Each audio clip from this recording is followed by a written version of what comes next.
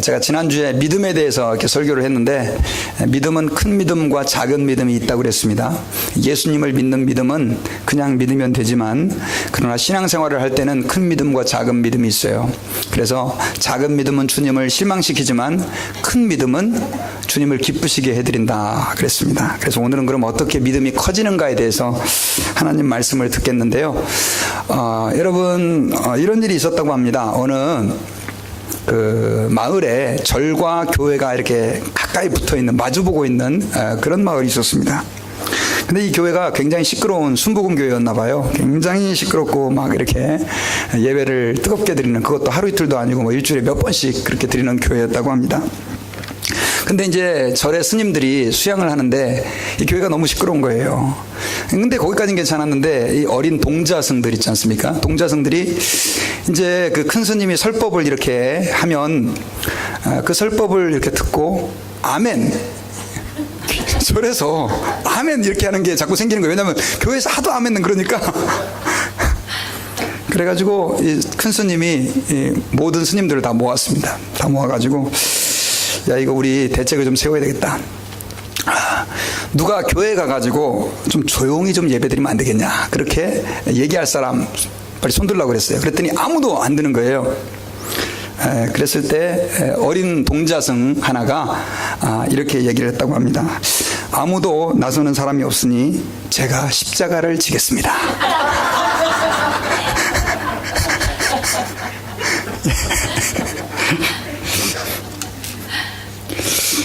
참, 사람이 어떻게 영향을 받느냐 하는 게 굉장히 중요하죠. 우리는 사실은 믿음도 그렇고, 여러분 요즘에 그 신천지가 굉장히 또 시끄럽지 않습니까? 제가 정말 놀랐습니다. 잠실 주경기장에 뭐 10만 명이 넘게 모여갖고 카드 섹션 하는 걸 제가 좀 봤거든요. 이건 미치지 않고는 안 되는 거예요. 그 젊은 애들이, 교회에서는 그렇게 오라 그래도 맨날 늦게 나오고 하던 애들이 영향력입니다. 우리는 어떤 영향력을 받느냐 하는 게 굉장히 중요한데, 특별히 여러분 오늘 믿음은 어떻게 커지는가? 성경에서는 한마디로 우리에게 이야기를 합니다. 그것은 믿음은 들을 때 커진다. 하나님 말씀을 자꾸 들어야 그 사람의 믿음이 커진다라고 이야기를 해주고 있어요. 여러분 로마서 10장은 여러분들이 로마서를 읽으시다 보면 좀 어려우실 겁니다. 그래서 막 참 이렇게 여러 가지 복잡한 이야기들이 많이 있지만, 한마디로 말씀을 드리면 로마서 10장 오늘 본문의 앞부분에서는 사람이 의롭다 하심을 얻는 것, 사람이 하나님 앞에서 의인이라고 인정받을 수 있는 것은 우리의 행위로는 불가능하다는 거예요.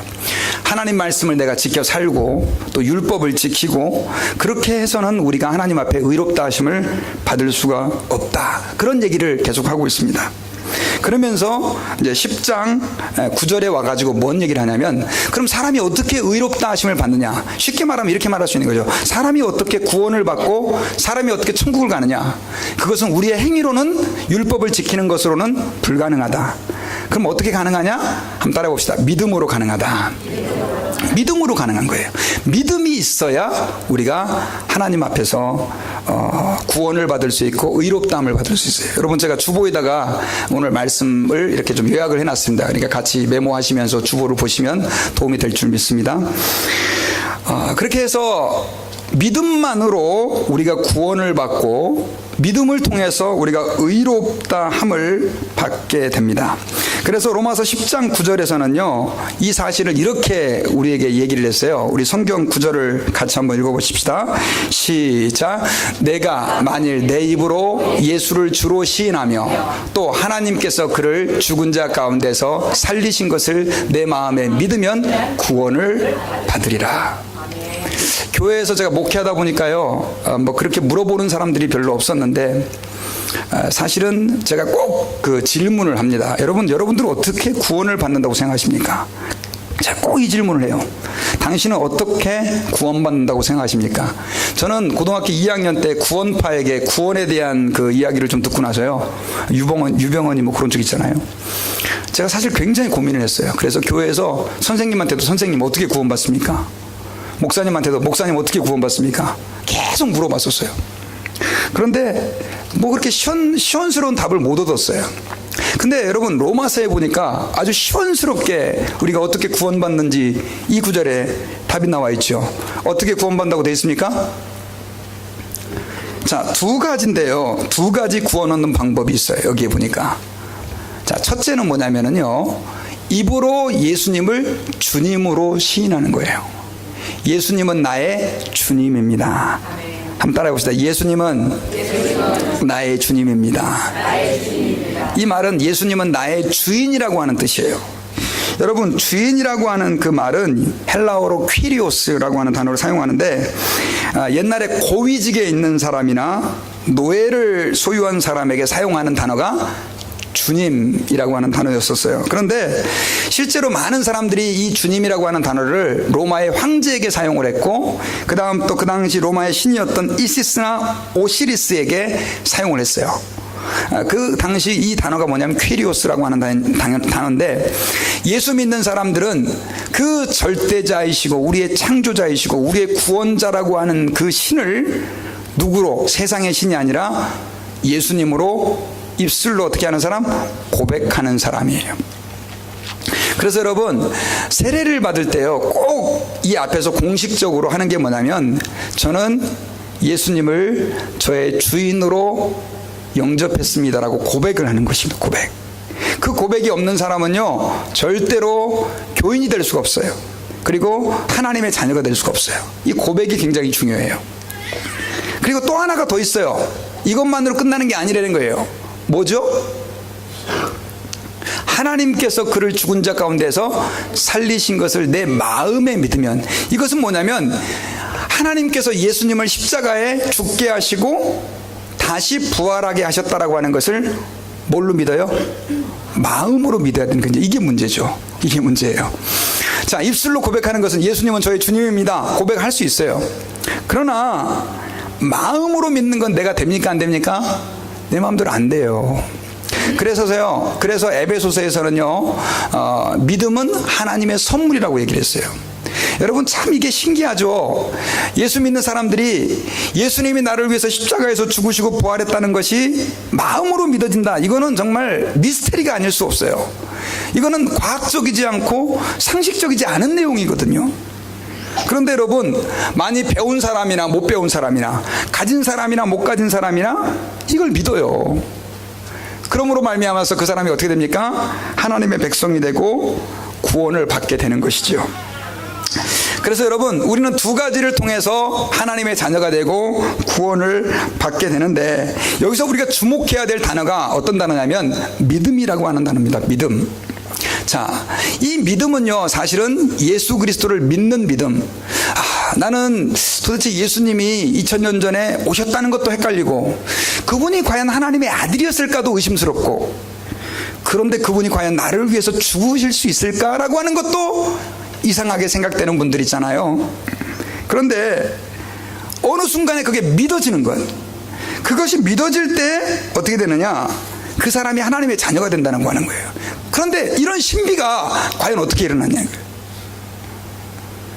갑자기 그 말도 안 되는 옛날 호랑이 담배 피던 시절의 이야기와 같은 그 이야기가 어떻게 내 마음에 믿어질 수 있느냐, 그것은 말씀을 들을 때 가능하다는 거예요.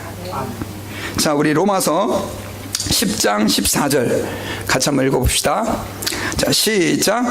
그런즉 그들이 믿지 아니하는 일을 어찌 부르리요, 듣지도 못한 일을 어찌 믿으리요, 전파하는 자가 없이 어찌 들으리요. 자, 우리 11절을 아까 스킵했는데요, 앞에 11절 여기 한번 보시고 다시 한번 읽겠습니다. 시작. 성경에 이르되 누구든지 그를 믿는 자는 부끄러움을 당하지 아니하리니라 하니, 여기 보니까 예수님을 믿는 사람들은 부끄러움을 당하지 않아요. 이 말은 예수님을 믿는 사람은 심판을 안 받는다는 뜻이에요. 자, 그런데 여러분, 여기서 이 그를 믿는 것, 이 믿는 것은 과연 어떻게 이루어지느냐, 14절 다시 한번 보니까 그들이 믿지 아니하는 일을 어떻게 부르리요, 그리고 듣지도 못한 일을 어찌 믿으리요, 전파하는 자가 없이 들으리 없이 어찌 들으리요. 여기에 보면 몇 가지의 단계가 나오죠. 자, 믿으면 우리가 구원받는다고 그랬는데 어떻게 우리가 믿을 수 있겠느냐는 거예요. 자, 어떻게 믿을 수 있겠어요? 보니까 듣지도 못하는 일을 어찌 믿으리요? 쉽게 말하면 들어야 어떻게 할 수 있다? 믿을 수 있다는 거죠. 그러니까 듣지 못하면 우리는 믿을 수 있다 없다? 없다는 거예요. 그리고 좀 더 나아가서 전파하는 자가 없이는 또 어떻게 들으리요? 여러분, 교회가 복음 전파가 굉장히 중요하거든요. 그런데 복음을 전해야 되는데 그 이유가 우리가 전하지 않으면 들을 수 없고, 그렇잖아요. 듣지 못하면 뭐가 안 생겨요? 믿음이 안 생겨요. 여러분, 그래서요, 하나님께서는 2000년 전부터 지금까지 아무리 과학이 발달해도 계속해서 사람들에게 믿음이 생겨나도록 해가는 방법이 뭐냐면 말씀을 어떻게 하는 거예요? 듣는 거다, 듣는 거. 그래서요, 오늘 본문 로마서 10장 17절에서는요 우리에게 아주 구체적으로 이야기하고 있어요. 여러분, 이건 다 외우시면 좋겠어요. 두 번 같이 읽어봅시다. 시작. 그러므로 믿음은 들음에서 나며 들음은 그리스도의 말씀으로 말미암았느니라. 믿음은 어디서 생긴다고요? 들음에서. 그래서 여러분, 나는 믿음이 없었는데 어느 순간 교회에 와서 말씀을 듣다 보니까 나도 모르는 사이에 믿어지는 거예요. 여러분, 저는요 조금 이렇게 의심이 많은 사람이었어요. 어렸을 때 제 꿈이 과학자였거든요. 그리고 저는 믿음의 가정에서 자라지 않았었습니다. 그러니 교회에서 뭐 하나님이 천지를 창조했다, 뭐 예수님이 동정녀에게서 태어났고 뭐 죽었다 부활하셨다, 그게 잘 믿어졌겠어요? 안 믿어졌겠어요? 안 믿어졌어요. 그래서 저는 뭐든지 다 의심스러워요. 도대체 이게 믿을만? 그리고 더더군다나 뭐 무리로 예수님이 걸어갔다든가 뭐 이런 것들 안 믿어지더라고요. 참 의심이 많았어요. 그러다 어느 순간인가 제가 3년 동안 저는 사실 참 열심히 교회를 다녔거든요. 근데 어느 순간인가 그게 믿어졌어요. 그게 이제 성경이 정말 하나님의 말씀이고 사실이구나 하는 것들을 깨달으면서죠. 근데 저희 집사람은요 저하고 좀 틀려요. 저희 집사람도 모태신앙이 아닌데 저희 집사람은 교회를 나오면서 그게 다 믿어졌다는 거예요. 그거 참 신기하죠. 저는 엄청 한 3, 4년 고생을 하면서 도대체 이게 어떻게 되는 건가 고민을 하면서 예수를 믿었는데 그냥 믿어지더라는 거예요. 여러분, 그 차이가 어디 있어요? 그것은 하나님께서 역사해 주시는 거예요. 여러분, 우리가 하나님 앞에서요 이거 기억하셔야 됩니다. 말씀을 듣다 보면 듣는 가운데 성령이 역사하시고 그래서 우리에게 믿음이 생겨난다라고 하는 사실을 기억해야 됩니다. 그래서 특별히 여러분, 우리는 믿음은 들음과 관계에서, 믿음은 들을 때 생겨난다라고 하는 이것과 관계에서 중요한 세 가지를 기억해야 되는데요. 그 첫 번째가 믿음은 들을 때 생겨난다라고 하는 절대 원칙이에요. 이런 일이 있었다고 합니다. 여러분, 무디 선생님이 엄청난 복음 전도자죠. 많이 못 배우신 분이셨는데도 불구하고 대각성을 운동을 일으키셨던 아주 탁월한 설교자셨습니다. 근데 그분이 이런 간증을 했었어요. 내가 하나님께 믿음을 달라고 기도한 시간만 합쳐도 몇 달은 좋게 될 것이다. 내 생각으로 믿음이란 번갯불과 같이 어느 날 나를 확 달아오르게 할 어떤 것인 줄 알았다. 그러나 수없이 기도해도 믿음이 오지 않았다. 그러던 어느 날 나는 로마서 10장을 읽다가 그런즉 믿음은 들음에서 나며 들음은 하나님의 말씀으로 말미암느니라라고 하는 구절을 보았던 것이다. 그 즉시 난 성경을 부둥켜 안고 믿음을 구했다. 그리고는 성경을 다시 펴서 하나님의 말씀을 읽기 시작했더니 믿음이 자라나기 시작했다. 아멘. 여러분, 믿음을 달라고 몇 달 동안이나 기도했대요, 이 무디가. 그는 이렇게 생각을 했던 모양입니다. 번개가 쳐가지고 그냥 확 믿음이 확 생겨가지고 막 이렇게 하나님을 막 사랑하게 되고 헌신하게 되고 하나님께 감사하게 되고 그렇게 되는 줄 알았다는 거예요. 여러분, 물론 그렇게 되는 경우도 있어요. 왜냐하면 저도 이렇게 청소년들 집회를 여러 번 해봤는데 하다 보니까 막 집회하다가 그때 변화돼가지고 막 하나님을 만나고 막 갑자기 애들이 돌변한 애들이 있어요. 근데요, 그 믿음이 오래 안 간다는 거예요. 오래 안 가요. 얼마 지나가면 또다시 언제 그랬냐시피 세상으로 돌아가는 거예요. 무디도 마찬가지였어요. 무디도. 그래서 그는 하나님 앞에 믿음을 달라고 계속해서 기도했던 모양이에요. 그런데 그가 로마서를 읽다가 오늘 이 말씀을 읽다가 믿음은 어디에서 나며 들음에서 나고 들음은 그리스도의 말씀으로 말미암는다는 사실을 깨닫게 된 거예요.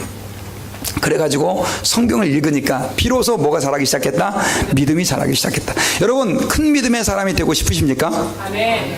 예수 그리스도의 그 십자가의 구속의 은혜가 정말로 내게 감사함으로 여겨지기를 원하십니까? 그렇다면 여러분은 성경을 덮어놓고 믿으면 안 돼요. 성경을 어떻게 믿어야 돼요? 펴놓고 믿어야 돼요. 어떤 목사님들은 여러분 따지지 말고 덮어놓고 그냥 믿으세요. 아니에요. 덮어놓고 믿으면 안 돼요. 어떻게 해야 돼요? 펴놓고 우리 옆에 있는 분들에게 성경 펴놓고 믿읍시다. 예. 근데 어떤 분은 예배 시간에도 성경을 안 갖고 오는 분들이 계세요. 예. 가지고 오세요. 꼭 가지고 오셔야 됩니다. 파워포인트 줘도 가지고 오세요. 자, 그래서 우리가 하나님 앞에 말씀을 통해서 우리는 믿음이 생겨나게 된다라고 하는 것을 기억해야 되는데, 성경에 이런 예들이 굉장히 많이 나옵니다. 대표적으로 예를 들면 사도행전 11장에 보면요, 고넬료는 이방인입니다. 예수님을 잘 모르는 사람이에요. 그런데 이 고넬료의 그 집에 베드로가 초청을 받아서 갔습니다. 원래 유대인들은 이방인 사람들과 밥도 안 먹습니다. 그런데 이 베드로가 기도하다가 하나님의 계시를 받은 거예요. 이방인 어떤 사람의 집에 가가지고 그 집에 가서 설교를 해라. 그래가지고 그 계시를 받아서 그 집에 가서 설교를 했는데, 놀라운 것은 그 고넬료가요, 그 베드로를 또 데려오라고 계시를 받아가지고 친구들과 가족들을 다 모아놓고 베드로로부터 뭘 들어요? 설교를 듣는데, 설교를 들을 때 그 사람들은 사실은 예수님을 잘 몰랐었어요. 하나님은 어렴풋이 알고 있었지만 하나님의 성령이 그들에게 임해가지고요, 그들도 다 하나님의 백성이 되고 은혜를 받는 놀라운 역사가 있었어요. 내가 말을 시작할 때 성령이 임하시기를 처음 우리에게 하신 것과 같이 하는지라, 베드로가 한 말이거든요. 하나님의 말씀을 베드로가 증거할 때 성령이 어떻게 됐다? 그들에게 임하시기를, 오순절날 제자들에게 임하신 것처럼 하나님의 말씀을 듣는 자들에게 성령이 임했다라고 얘기하고 있어요. 여러분, 그래서 저희들이 하나님 앞에서 기억해야 되는 것은요, 하나님의 말씀을 듣는 것은 너무너무 우리에게 중요한 일입니다. 이 말은 말씀을 들을 때 믿음이 생겨난다 라고 하는 이 말은 반대로 얘기해보면 말씀을 듣지 않으면 믿음이 안 생긴다는 거예요. 말씀을 듣지 않으면 믿음이 떨어집니다. 저도 마찬가지입니다. 목사를 할지라도 제가 말씀을 읽지 않고 듣지 않고 공부하지 않으면 믿음이 떨어져요. 놀라워요. 그래서 여러분, 신앙생활을 오래 했든지 안 했든지 그건 중요하지 않아요. 하나님의 말씀을 듣는 사람들은 꾸준히 그들의 믿음이 자라가고 하나님의 성령이 그들 가운데 역사하기 시작해요. 그래서 여러분, 성경에서 예수님께서는요, 이 씨 뿌리는 자의 비유를 통해서 믿음의 성장과 말씀에 대해서 얘기를 해주셨거든요. 우리 성경 구절 누가복음 8장 15절에 보면 같이 한번 읽어봅시다. 시작. 좋은 땅에 있다는 것은 착하고 좋은 마음으로 말씀을 듣고 지키어 인내로 결신하는 자니라. 네 가지 밭의 비유를 주님이 말씀해 주셨잖아요. 근데 농부가 씨를 뿌렸는데 네 가지 밭에 씨가 떨어졌는데, 첫째는 길가에 떨어지고, 두 번째는 돌밭에 떨어지고, 세 번째는 가시밭에 떨어지고, 마지막 네 번째로는 옥토밭에 떨어졌는데, 좋은 열매를 맺은 그 씨는 어디에 떨어진 밭이었습니까? 옥토밭에 떨어진 그 씨앗이었죠. 이것은 주님이 뭘 얘기하느냐? 믿음의 성장과 결실을 얘기하는 거예요. 많은 교인들이 여러분, 교회에 나와서 하나님 말씀을 듣잖아요. 제일 문제가 뭐냐면 말씀을 제대로 듣지도 못하고 길가와 같은 마음. 마귀가 자꾸만 교회 왔는데도 졸게 만들고, 딴 생각하게 만들고, 집에 가스레인지 물 끄고 왔나? 자꾸 이런 생각하게 되고, 쓸데없는 갑자기 막 자식들 걱정이 막 생기고. 여러분 진짜 그래요. 길가와 같은 마음이 너무나 세상 걸로 그냥 굳어져 있는 거죠. 어떤 사람은 고통과 근심과 분노와 저주, 어떤 사람은 원망과 미움, 이런 것들로 인해서 하나님의 말씀이 그 심령 안에 들어가지를 못하는 거예요. 그런데 그 말씀의 씨앗이 그 마음밭에 들어가기만 하면 그 씨앗은 어떻게 된다? 열매를 맺게 된다는 거예요. 이 말은 믿음이 자란다는 얘기예요. 여러분, 왜 저희들이 말씀을 듣는 일에 귀를 기울이고 신경을 쓰고 애를 써야 되냐면요, 여러분, 말씀이 여러분들 안에 역사하지 않으면 절대로 변화가 안 일어납니다. 그리고 우리의 믿음이 자랄 수가 없는 것이죠. 뒤집어서 우리가 비록 연약하지만 내가 이렇게 믿음도 별로 없는 것 같지만 하나님의 말씀을 열심히 받아 먹고 내가 내 심령으로 받아들일 때 그 사람은 그 말씀의 씨앗이 어떻게요? 자라가서 아주 귀한 열매를 맺게 되는 것이다라고 하는 것을 기억하시기 바랍니다. 그래서 베드로전서 1장 23절에서요 이렇게 말씀을 했어요. 같이 한번 읽어봅시다. 시작. 너희가 거듭난 것은 썩어질 씨로 된 것이 아니요 썩지 아니할 씨로 된 것이니 살아있고 항상 있는 하나님의 말씀으로 되었느니라. 자, 그러면 도대체 말씀이 어떤 것이길래 사람을 변화시키느냐. 여러분, 저는 그냥 한 사람의 평범한 목사라고 생각해요. 그리고 저는요 사람을 설득해서 믿음을 갖게 할 수 있는 능력이 없어요. 그런데 놀라운 것은 제가 설교를 하면서 하나님 말씀을 가르쳐 오면서 하나님 말씀을 배운 사람들이 변화가 되더라는 거예요. 그걸 어떻게 설명할 수 있겠어요? 그것은 말씀에 뭐가 있냐면 능력이 있는 거예요. 근데 여기 보니까 뭐라고 했냐면 너희가 거듭난 것은 썩어질 씨로 된 것이 아니라 썩지 아니할 씨. 썩지 아니할 씨라고 하는 것이 뭐냐면 하나님의 말씀을 살아있고 뭐한 항상 있는 하나님의 말씀으로 되었다 이렇게 얘기를 하고 있어요. 그러니까 하나님의 말씀이 우리를 어떻게 해요? 거듭나게 하는 능력을 가지고 있다는 거예요. 여러분, 하나님의 말씀은 능력이 있어요. 히브리서 4장 12절을 제가 읽어드리겠습니다. 하나님의 말씀은 살아있고 활력이 있어 좌우의 날선 어떤 검보다도 예리하여 혼과 영과 및 관절과 골수를 찔러 쪼개기까지 하며 또 마음의 생각과 뜻을 판단하나니 이렇게 기록되어 있어요. 하나님의 말씀은 뭐가 있다고요? 능력이 있대요. 여러분, 하나님의 말씀은 누구로부터 나왔습니까? 하나님의 말씀은 누구로부터 왔어요? 하나님으로부터 왔죠. 여러분, 제가 지난주에도 얘기를 했잖아요. 하나님은 온 세상을 뭘로 창조하셨어요? 말씀으로 창조하셨어요. 여러분, 하나님의 말씀이 책에 담겨져 있어서 우리는 책이 너무 많잖아요. 그래서 아이고 많은 책 중에 하나인가 보다라고 생각할지 모르겠지만 그렇지 않아요. 여러분, 하나님의 말씀을 하나님께서 책으로 담아 놓았지만은 그것은 우리가 하나님 말씀을 쉽게 접하게 하기 위해서 주신 은혜예요. 근데 많은 사람들이 이 하나님의 말씀을 대하면서 그냥 하나의 책이라고 생각해요. 아니에요, 여러분. 이것은 하나님의 말씀을 담아놓은 것이에요. 그래서 이 말씀을 우리가 듣고 배우고 또 선포할 때, 전파할 때 그 말씀에 뭐가 나타나요? 능력이 나타나는 거예요. 그래서 사람이 변하게 되는 거예요. 제가 지난주에 부흥회를 갔었어요. 우리 교회 협의회에서 할 때. 그래가지고 우리 교인들 몇 명하고 가서 참 이렇게 설교를 듣고 나면은 교인들이 성경은 하나도 생각 안 나고 예화만 생각이 난다고 그러잖아요.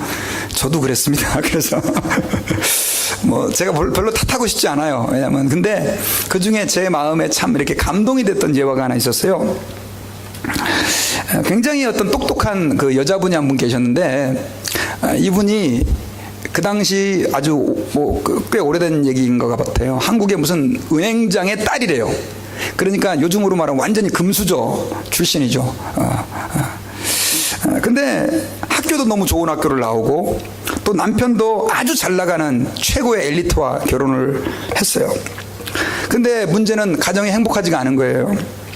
너무너무 가정에서 힘든 일이 많이 있어가지고 나중에는 하루는 목사님을 찾아왔어요.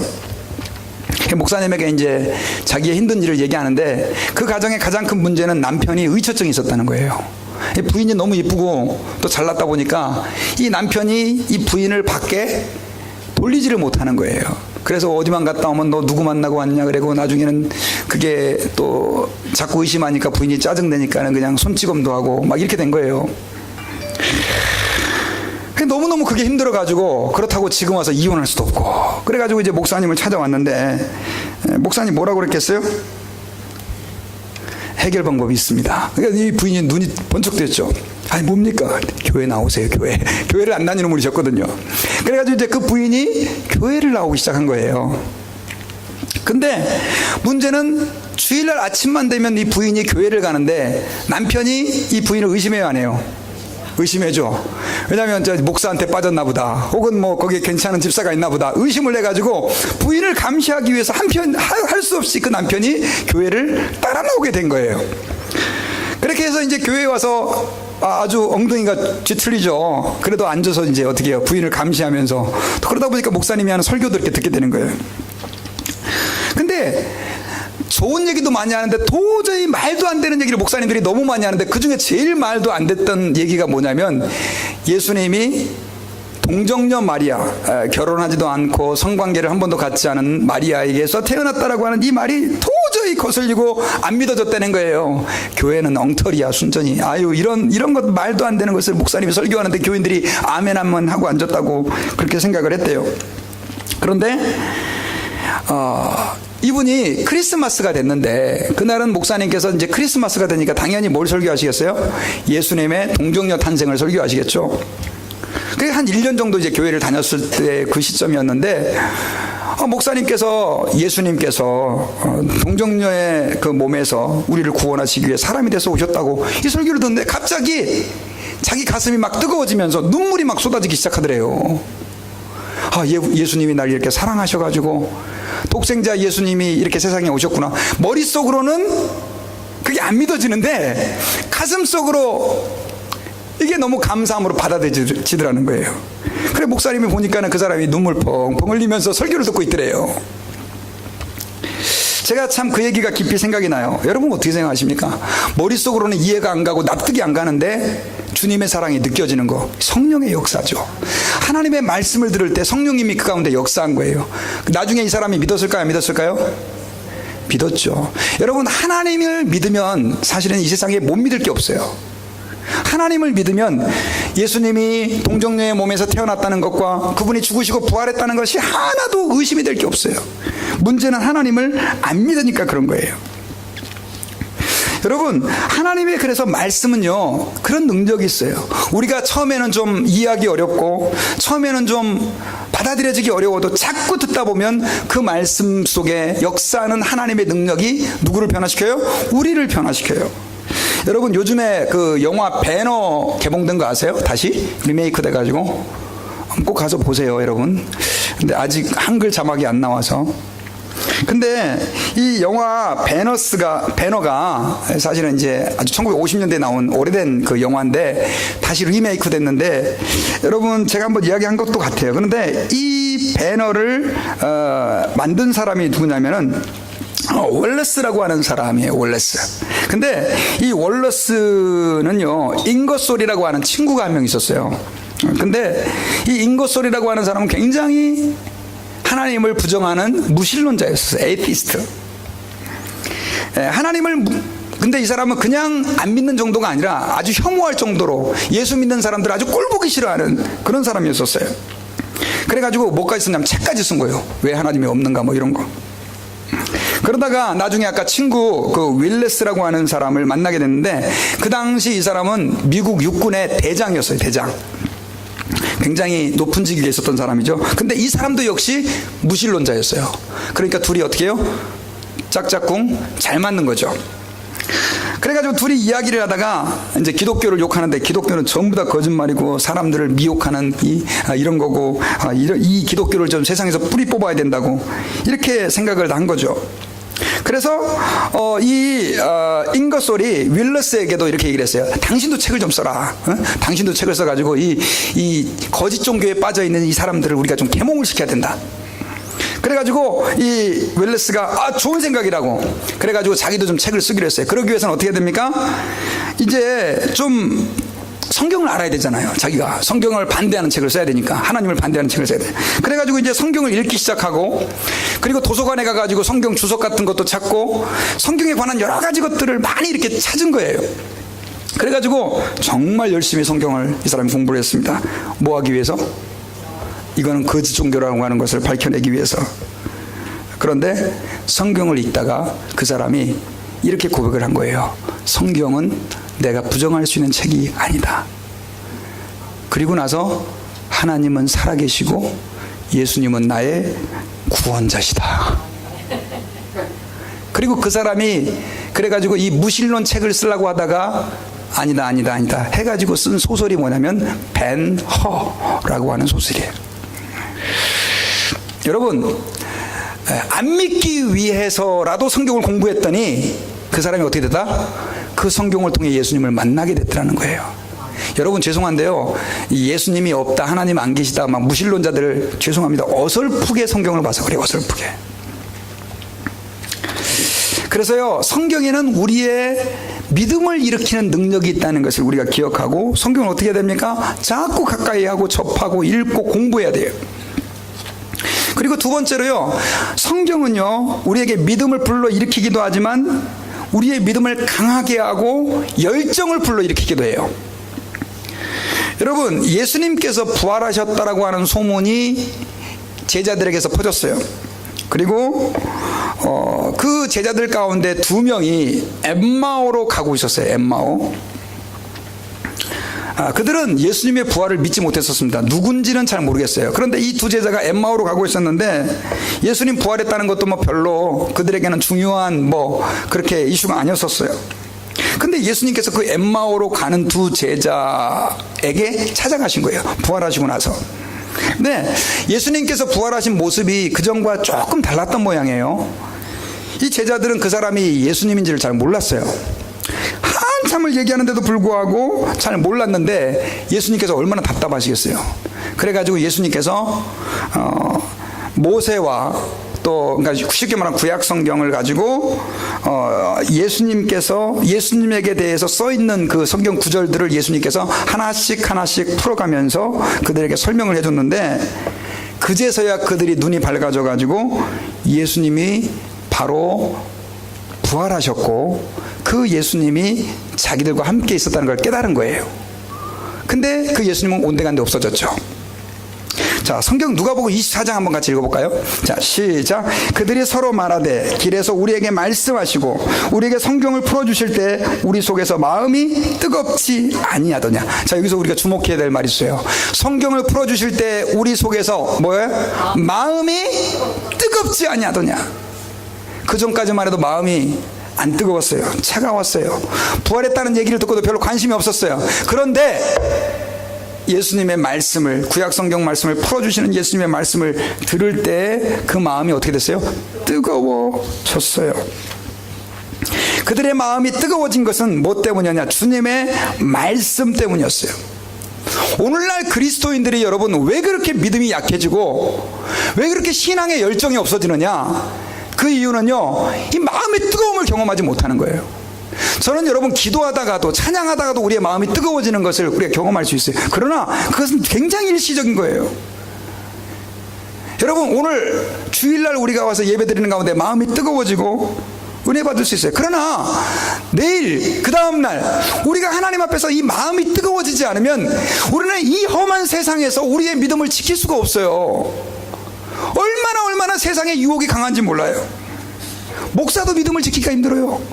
그렇게 세상이 지금 험하고 무서워졌어요. 여러분, 우리가 이 험한 세상, 이 죄악 많은 세상에서 어떻게 우리의 믿음을 지키느냐? 우리의 마음이 어떻게 돼야 돼요? 뜨거워야 돼요. 아멘? 우리 옆에 있는 분들에게 한번 인사합시다. 뜨거웁시다. 우리 뜨거워집시다. 계시록에서는 그랬잖아요. 니네가 뜨겁지도 않고 차갑지도 않다. 내가 니네를 토하여 내치리라. 미지근하면 안 돼. 우린 뜨거워야 돼요, 여러분요. 근데 그 뜨거워지는 신앙이 뭘로 되느냐? 하나님의 말씀으로 된다는 거예요. 말씀으로. 말씀을 안 들으면 우리의 마음이 뜨거워지질 않는 거예요. 뜨거워지지 않으면 신앙생활도 대충 하는 거예요. 교회도 가고 싶으면 가고 말고 싶으면 말고, 전도도 하고 싶으면 하고 말고 싶으면 말고, 성경도 읽고 싶으면 읽고 안 읽고 싶으면 안 읽고, 기도도 하고 싶으면 하고 말고 싶으면 하고, 막 그런다고 해서 하나님이 나 데려가는 것도 아닌데.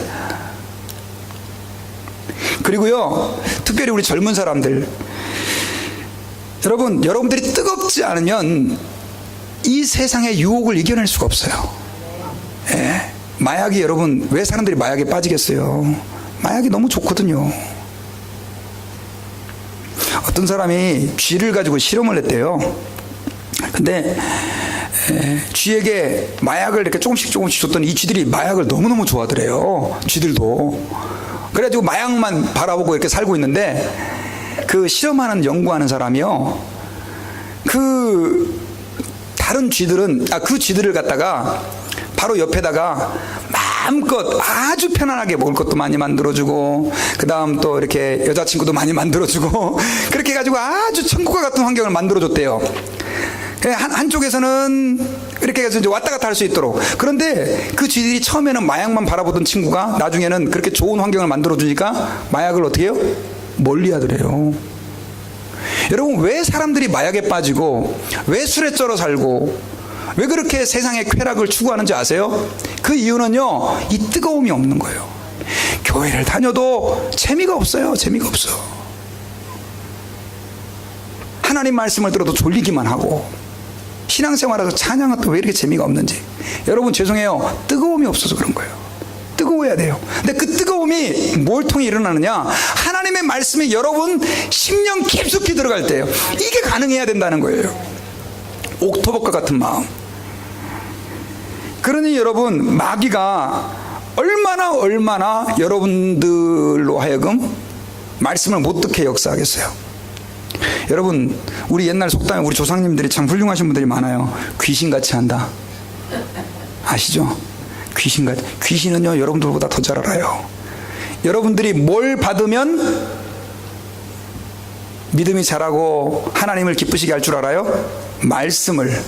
그러니까 마귀는 여러분들로 하여금 흔들리게 하려고 그러면 뭘 하면 돼요? 말씀 안 듣게. 예, 말씀을 못 듣게 하면 되는 거예요. 말씀을. 그래서요, 저희들은 하나님 말씀을 듣기 위해 열심히 노력하고 애를 써야 돼요. 믿습니까? 왜냐하면 저는 이렇게 생각해요. 믿음 생활이라고 하는 것은 말씀을 듣는 거와 동일해요. 말씀을 배우고 말씀을 내 마음속에 붙드는 거하고 동일해요. 여러분, 언제 여러분들이 시험에 듭니까? 말씀이 없을 때 시험에 들어요. 말씀이 내 마음에 채워지지 않으면 다른 것들이 여러분들의 마음을 채우게 되어 있다라고 하는 것입니다. 여러분, 유대인들은요, 오늘 지금 성경이 기록될 당시에 유대인들도 마찬가지고 그 다음에 로마에 있는 교인들도 마찬가지고요, 성경은 아무나 가질 수가 없었어요. 이 당시에 그 고고학자들이 연구를 했는데, 성경을 갖기 위해서 1년치 봉급을 하나도 안 쓰고 다 모아야 성경을 구입할 수 있다는 거예요. 얼만큼요? 1년치 봉급. 여러분, 1년에 연봉 얼마나 되세요? 예를 들면 한 5만 불 받는다고 칩시다. 그러면 성경 한 권에 5만 불이에요. 지금 엊그저께도 제가 지금 성경 한 권을 주문했는데 가죽으로 되고 아주 좋은 거 50불에 지금 샀어요. 50불이면 사는데 그 당시만 해도 5만 불. 그것도 제일 다 가질 수 있는 것도 아니에요. 그래서 그 당시 성경을 가진 사람들은 부자들만 성경을 가졌어요. 부자들만. 어떻게 해요? 부자들만. 한번 생각해보세요. 5만 불짜리 성경 그러면은 누가 가질 수 있겠어요? 그래서 사람들이 하나님의 말씀을 들을 수 있는 유일한 길은 어디로 나오는 거예요? 회당으로 나오는 거예요. 교회로, 오늘날로 말하면. 그래서 하나님 말씀을 듣는 거예요. 믿음이 들음에서 난다는 얘기가 무슨 얘기인지 아시겠죠? 교회 나와서 하나님 말씀을 들어야 믿음이 생겨진다라고 하는 거예요. 근데 문제는 그 사람들은 집에 가면 이제 성경을 읽을 수 있어요, 없어요? 인터넷으로 딱 검색해가지고 찾을 수도 없고, 성경책을 가져가서 읽을 수도 없고. 그래가지고요, 초대교회 성도들은요, 여러분 기억하세요, 교회에서 읽어주는 그 성경을 수십 번 반복해서 읽고 그 설교의 그 성경의 그 내용들을 다 암기하려고 애썼어요. 그래서 아예 어떤 사람은요, 모세오경, 창출, 레민신, 창세기, 출애굽기, 레위기, 민수기, 신명기를 통째로 다 외우는 거예요. 외우지 않으면 그 말씀을 내 걸로 삼을 수 있는 방법이 없었기 때문에. 그래서 성경을 외우는 사람이 굉장히 많았다는 거예요. 우리는 지금 너무나 쉽게 하나님 말씀을 들을 수 있고 접할 수 있어요. 그래서 사람들이 안 보는 거예요. 안 읽게 되고.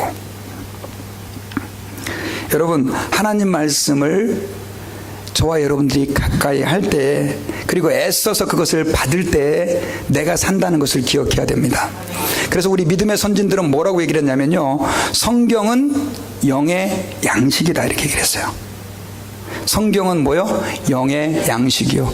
지금 한국의 그 새누리당 대표자께서, 이분이 보니까 안수 집사님이신데 지금 금식을 하고 계세요. 7일 동안인가 하고 계시는데, 여러분, 금식하고 밥을 안 먹으면 사람이 죽어갑니다.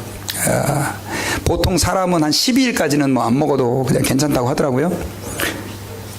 실려갔어요? 아주 최신 따끈따끈한 뉴스네요. 안 됐네요. 예. 근데요, 거북이는 500일 동안 안 먹어도 산대요. 며칠이요? 500일.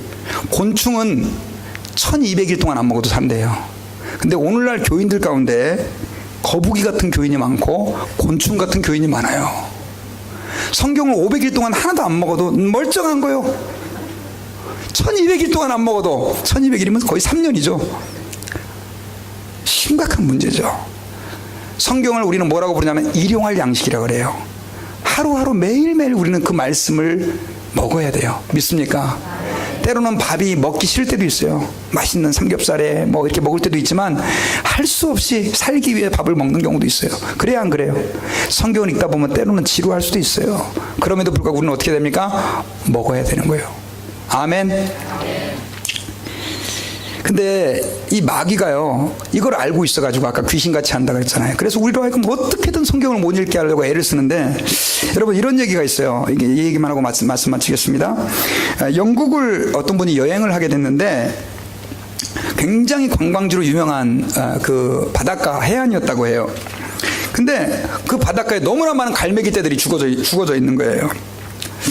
그래서 그 여행하는 나그네가 그 죽은 갈매기를 치우고 있는 그 사람에게 물었습니다. 아니, 이렇게 갈매기들이 갑자기 많이 죽었습니까? 그랬을 때 그 관리인이, 여기가 여름이 되면 관광객들이 엄청나게 많이 몰려오는데 관광객들이 늘 빵하고 과자, 사탕을 이 갈매기들에게 준다는 거예요. 여러분도 혹시 뭐 이렇게 바닷가에 가시면 그런 경험 있으세요? 근데 갈매기들이 이제 손바닥에 올라가서 먹이 먹는 모습이 얼마나 재밌습니까? 그래서 이제 더 먹이도 주고 그러는데, 문제는 갈매기들이 그 주는 먹이 때문에 입맛이 달라지는 거예요. 과자에 길들여지고 사탕에 길들여지고 빵에 길들여지는 거예요. 그리고 너무 쉽게 먹을 수 있잖아요. 그러다가 나중에 관광객들이 없어질 때 식욕이 변해가지고요, 자기들이 원래 먹던 그런 물고기 잡아먹고 이런 거 있잖아요. 이게 싫어진다는 거예요. 맛이 없다는 거예요. 그래가지고 안 먹고 어떻게 해요? 굶어 죽는다는 거예요. 여러분 바닷가 가서 갈매기한테 먹이 주지 마세요.